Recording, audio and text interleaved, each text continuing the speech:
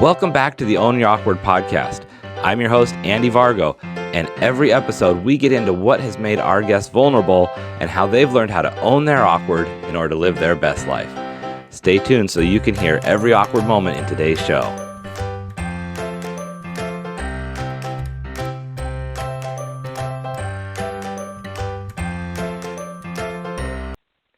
Hey everyone, welcome back to the Own Your Awkward podcast. I'm your host, Andy Vargo, and today we have my awesome friend and author of Brave Leadership, Kimberly Davis. Kimberly, how are you today? Andy Vargo, I have been counting the days until I get to talk to you. I'm so excited. Yes, I am excited too, and I'm so glad. I love your excitement because you just always bring such joy and excitement and enthusiasm to everything you do, and that's one of the things I love about you. Well, that must be why I loved, when we went to NLV together. I'm sure all of your listeners have heard you talk about that a million times now. But when I met you at NLV and we sat and we talked for probably 2-3 hours over sushi and wine, and it's because you make me feel so great about myself, Andy. Thank you. Well, thank you. That's one of the best compliments I think that you can give someone is that they make you feel good. So I appreciate that. True. And likewise with and it you. was really awesome listening to everything that's going on in your world. You've got some really exciting things happening. Well, thanks. And so do you. You've got your book. You just had an award ceremony with your book. That was awesome to see. Yeah. That's probably the most exciting thing that's going on right now for me is that it just won the Silver Award for Business and Career. And when it's your first book, you don't expect anything like that. So it was a pretty extraordinary experience to be with. I went to the award ceremony in Chicago and had a chance to sit in a room with these incredible authors. And most of the time, as a writer, I spend my time with business authors, and that's who I'm communicating with and getting to know. But in this room, it was amazing because there were fiction authors and children's book authors and nature authors. I mean, it was incredible. And so it also puts things in perspective that your little world is only a small little piece of this massive puzzle of life, and to be able to see where you fit and to be grateful to be able to be part of something like that. It was incredible. I love that. And I imagine sitting in a place like that where you're surrounded by people who writing is their life, and you've developed a career on stage and presenting and training that wasn't necessarily led by being an author. So did that change your feeling as a role as a person where you now really wear that author badge differently? Oh, I so love that you asked that, because I have to tell you, it took about 4 months after my book came out did I ever really identify with the title author, because writing for me has always been just a conduit to connection. So I would write to connect with people about these topics that I was passionate around and wanted to help them with, and the reason I wrote Brave Leadership was to democratize a conversation. It wasn't necessarily to write a book, and so the book was a vehicle to connect with people so they could see how amazing and brave they truly are. So I never really identified with the title of author, but about 4 months into after the book launch, to realize, as people were writing to me about having read the book, because, Andy, it is the weirdest thing. I mean, writing this book for me was not one of those really elegant, lovely, effortless experiences that it is for so many people. For me, it was a long 5 years it took me to write this book. So, it was just me and my computer, and then I would share it with my dad. So it was me and my computer and my awesome. dad, and so nobody else read it. I love that. And so I was like, oh my gosh, this might really be awful. And about halfway into the project, I shared the book with a friend of mine who has published several business books, and she's a really successful journalist. And I said to her, Donna, I really appreciate you being willing to read this, but here's the deal. I don't want to run crying from this project. So I want your honest feedback, but can you tell me in a way that I can hear it, please? And she was so lovely, but she's very East Coast, very direct. And I think that scared her because she's like, oh gosh, now I have to figure out how to tell this woman that she can't write, And so I send off my manuscript, and about 20 minutes later, I get a Facebook message. She said, "Praise Jesus, you can write." Because I think she was terrified. I love that. Right? Yeah. And she said, I think you relieved her stress. Well, exactly. So she read it, and she then passed it on to the woman that was her editor, who was an agent, and it started taking off from there. And that was the first time I had shared it with anyone. So other than those people, and then, of course, my publishing team, I hadn't widely shared the manuscript until my book launch, and I had a fantastic book launch team that offered to read the book, but it was a pretty vulnerable experience putting it out into the world because you're going to open yourself up to a lot of criticism, and this is my life's work, and here I am writing a book about bravery, and I wasn't feeling terribly brave at the time. And so it was a really strange, awkward experience, right? And so when I won this award, I think what it did for me is feel like I could step into owning that role a little bit more, owning that I actually have a book that crossed the finish line, and people are reading it, and it's making a difference. And I think for a long time I didn't apologize for it, but I don't think I was really owning the power in that. That I get to be a part of this conversation in a way that a lot of other people don't, and what a privilege that is. Yeah, and there's such a difference between you write all the time. You're always blogging and sharing your viewpoint, and that is, you write beautiful things. And just for the listeners, we'll have links in the description to all of Kimberly's social media and places you can buy the book and follow her and see all her good stuff. So be sure to follow her and click that. But to step it up to a book is such the next level, and it separates you from people who are putting their opinion out there all the time. And it takes some time, I think, to actually give yourself the credit for what you've done, because that's huge. Well, and I think like anything else, for me, Andy, if I look at the project as a whole piece, right, it's like I go into overwhelm. It's the boil the ocean thing, right? Oh, sure, yeah. And so for me, the entire time, it had to be baby step by baby step. It was, at first, for me, I committed to blogging 5 days a week. And so I was going to I wanted to write 5 days a week. And I did that for about a year and a half. And then I started working on my book, and now I'm back to blogging regularly. But that was how I developed my writing muscle and my voice, and learned to connect to what really mattered to people. And so that was the first small step. And then when I decided that, wow, I think I actually do want to write a book, then it was one paragraph at a time, one chapter at a time. And I couldn't look beyond that. Maybe that's why it took me 5 years. I don't know. But no, I completely understand that. Yeah, I could. The big picture to me would shut me down.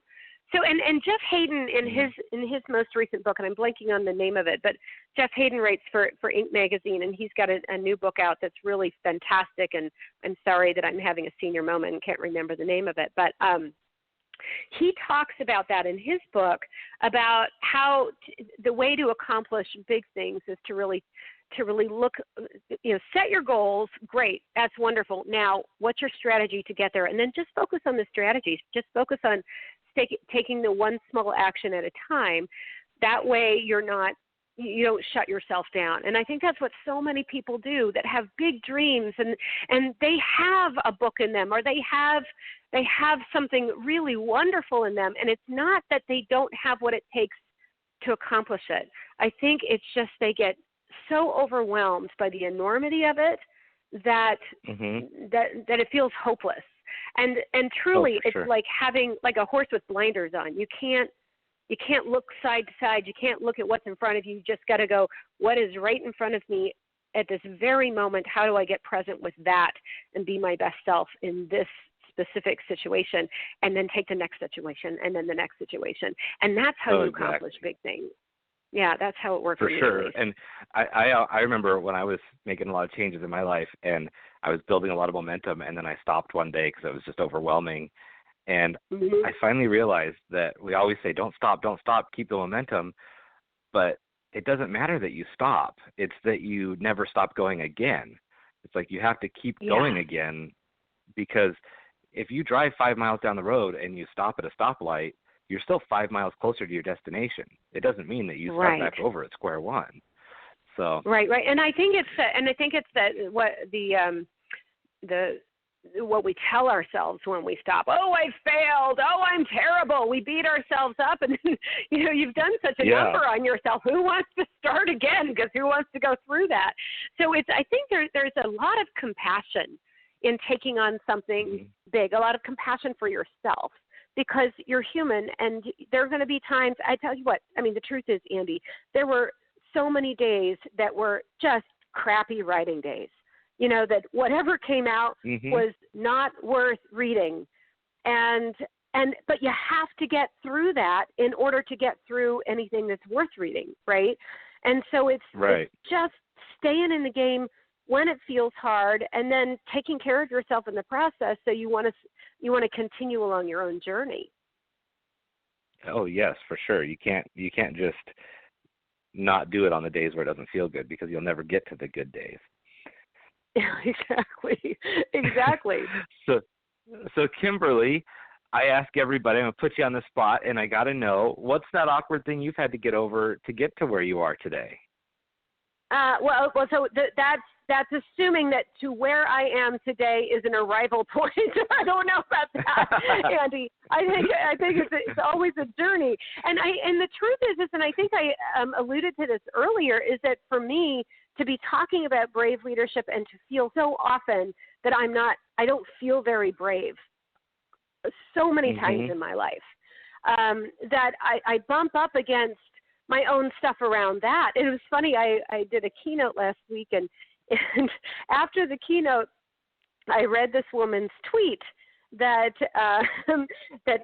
she says, "We're about to listen to the Queen of Brave, OnStage Kimberly," which is my Twitter handle, and she puts this little fire emoji and all this stuff, and I'm like, the Queen of Brave. If she only knew what was going on in my inside at that, inside my body at that very moment, inside my head. And so I know you talked to our dear friend Melissa Hughes about the whole imposter syndrome thing, and that's totally hit me upside the head when I put my book out into the world, and now all of a sudden I'm talking about brave leadership, and the expectation is that I've got this dialed in. That does a number on my psyche. That's a bit awkward, I have to say. Yeah. And awkwardness. I love the fact that we're talking about awkwardness, because I think part of the theme of my life has been awkward. I mean, I grew up on a ranch in Montana with bad Dorothy Hamill hair, and I used to sing opera to the cows, and I was one of those kind of weird kids. I wasn't the mainstream kid. And so I think learning how to grow into yourself and find your gifts in your own awkwardness, and I think that's the beauty of all that we all have, is that the things that, and I watch my son who's 14 now, right? And you look at the things that he does now that are kind of awkward and strange, but that as an adult, that's going to set him apart and make him shine, right? But of course, during those days, or when we're in the midst of it, that's the most awkward time in your life. That. Yeah. Oh my gosh, I would not. You couldn't pay me to go back and relive those years. I love that you talk about singing to cows in your Dorothy Hamill hair. Do you feel like there was a turning point where you realized there were some gifts that you wanted to hide that were worth sharing with the world? Well, so what's interesting is I think, particularly when I was young, I was pretty fearless. I grew into my fears the older I got. When I moved into college, I became more fearful, I think, because when I was a kid, I would sing in front of anyone. I sang all the solos in choir and was in the school plays, and I did an internship at the news station, and I went to one state and speech team, and so using my gifts in that way was not something unusual for me as a kid, but I never thought about repercussions. Failure wasn't something that was on my radar really at all at that time in my life. And then I went off to college, and I don't know what it was, and maybe it's because I didn't have the relationships. They were new relationships. I don't know what it was, but it didn't feel safe to be myself when I was there. And so, like when I was growing up, I was just a weird kid who did these things, and that didn't stop me. But when I went to college, right, that was kind of who I was, and that was okay. I mean, everyone felt weird and awkward in high school and junior high, so I was just like everybody else in that way. But when I went to college, I wanted to prove myself, and I wanted them to like me, and I wanted to get cast in the big roles, and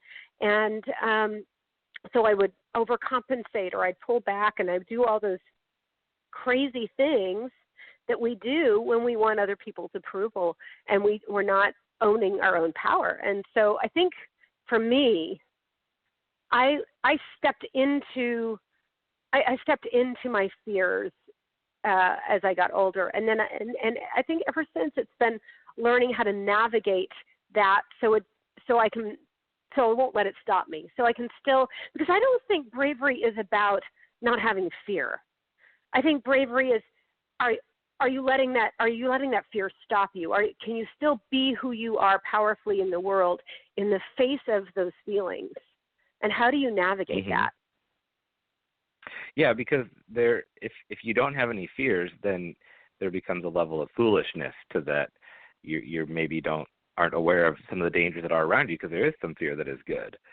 But if you're letting fear hold you back from doing anything, or locking you down into a room in your life because you're afraid to step outside and you're not facing anything, that's where the bravery comes in, is that you're doing things in spite of the fear, even with the fear there.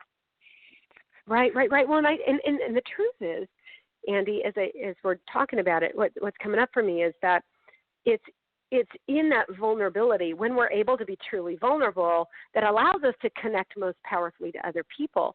So if we don't experience any fear at all, if we're not experiencing that vulnerability, we actually don't allow ourselves to truly connect to the other human beings around us. I mean, and if I look at your podcast, right, I think what makes your podcast so powerful is everyone who's listening to us right now, all of you have felt awkward in your life, right?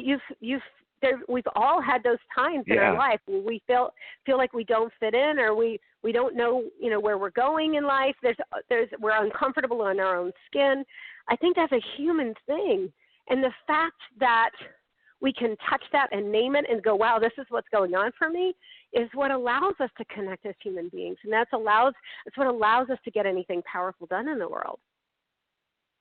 Yeah, I think that's such a good point. I love how you talk about making the connection between vulnerability and connecting with other people, because, the old school, we hear a lot more about authentic leadership and being authentic and showing those vulnerabilities, but for years we heard about hiding any weakness you could have and being this powerhouse and not ever letting them see you get down, and all you're doing is building up walls that does break connections with people.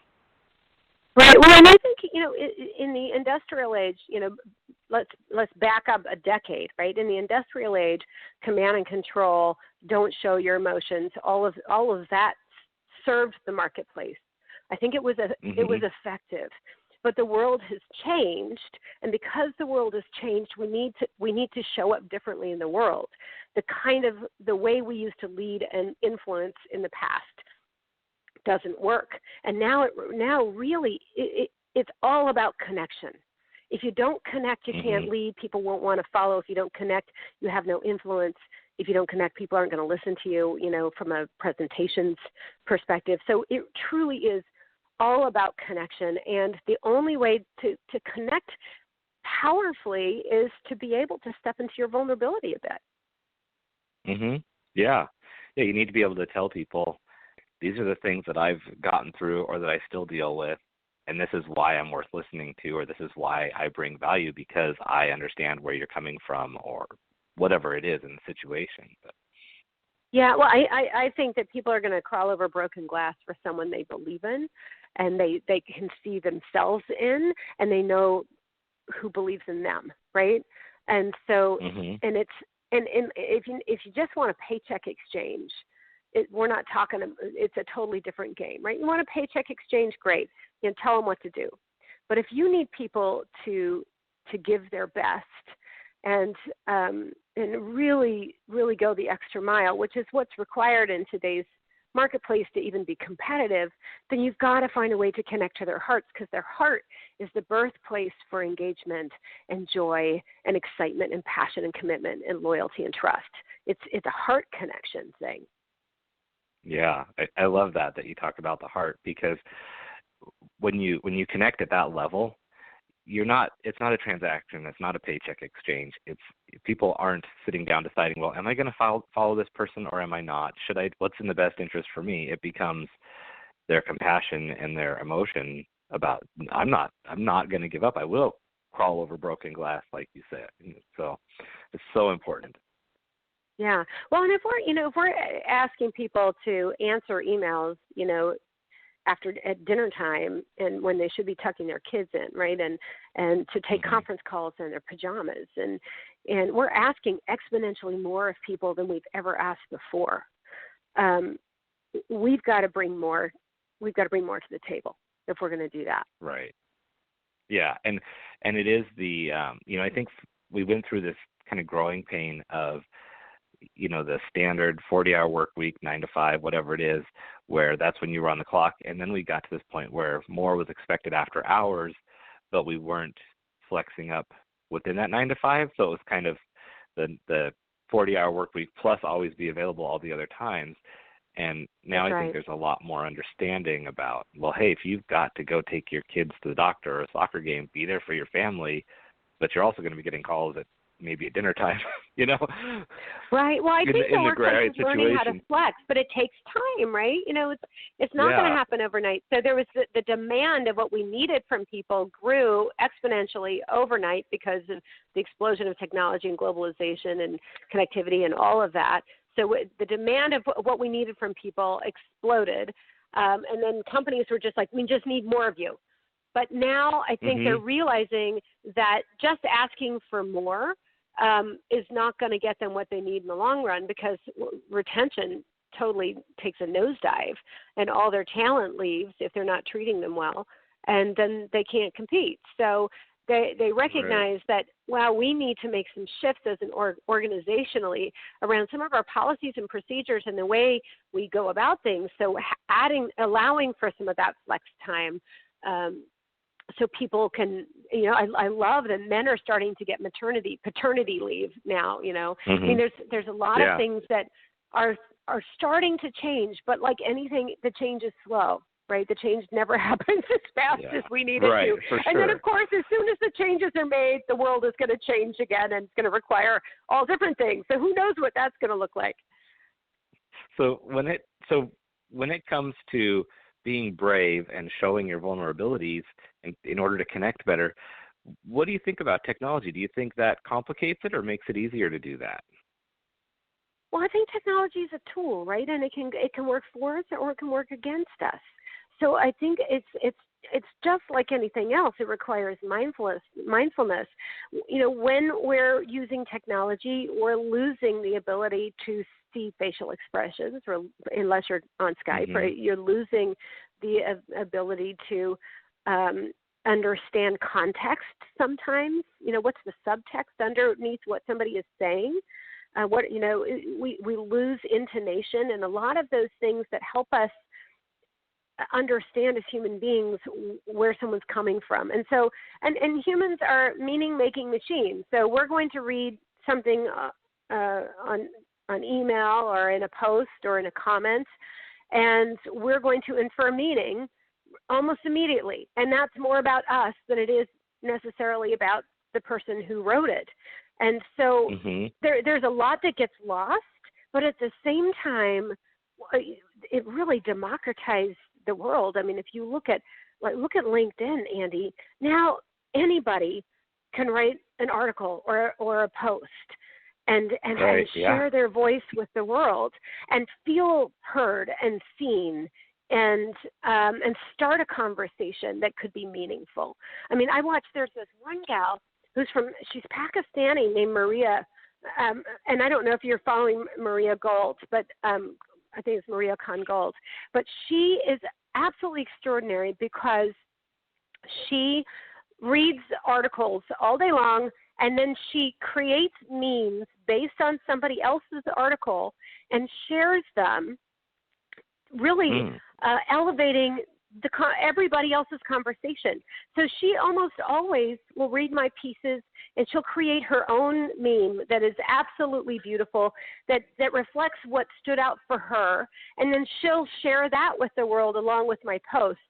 So, I mean, the fact that we can do that, she's amazing. The fact that we can do that for each other, we can lift each other up in that way, and is extraordinary. The fact that it democratizes our voices, the fact that I can have conversations with someone in New Zealand and in Pakistan and in Seattle and, all in the same, within the same 30 minutes, right? Isn't that extraordinary? So I don't think technology is either good or bad. I think it is a tool, and we need to make sure that we use it as such and that we don't strip our responsibility as humans away. That we still are responsible for paying attention to how we show up and how we communicate and thinking through how someone might read this and infer what we're trying to say. We still have a responsible in the way that we comment to make sure we're not hurtful. Because the truth is if we say something that hurts somebody else or makes them wrong, people will stop listening, and then we're pretty much talking to ourselves anyway. Right. So, exactly. It's just like anything else. If we are responsible, thoughtful people and use technology as a tool to elevate what we're doing, it can be amazing.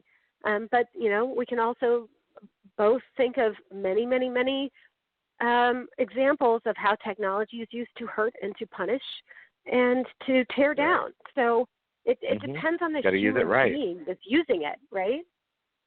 Yeah, for sure. I love that perspective because there is good and potential bad in anything. So, and Kimberly, I am loving our conversation. I hate to say we're down to just a couple minutes. So, how'd that happen? Is one last? Andy, I know it just flies by. I know. Time flies when you're in good company. That is for sure. So, what is some last? You've given us so many good things, but is there one last quote or words of wisdom you want to leave with our listeners today? Well, so one thing we didn't cover that I think is so important. So when you're really fighting to be brave, and I know you, and I'm talking to your listeners, all of you out there, we all fight to be brave every day. When you're fighting to be brave, think about the impact you want to have on the people or the culture or the organization, or think about the impact that you want to have. Because if you can focus on impact, if you can focus on like for right now, I'm not thinking about what do you think about me and might I look stupid and trying to prove myself. I'm thinking about the impact I want to have on you, Andy, and on you, listener, and how can you, if you shift your focus of attention to the impact that you want to have, it will essentially allow you to step into your brave, because you'll take yourself off the hot seat, and all of those crazy stress hormones that normally cause all those weird body sensations that make us stop us in our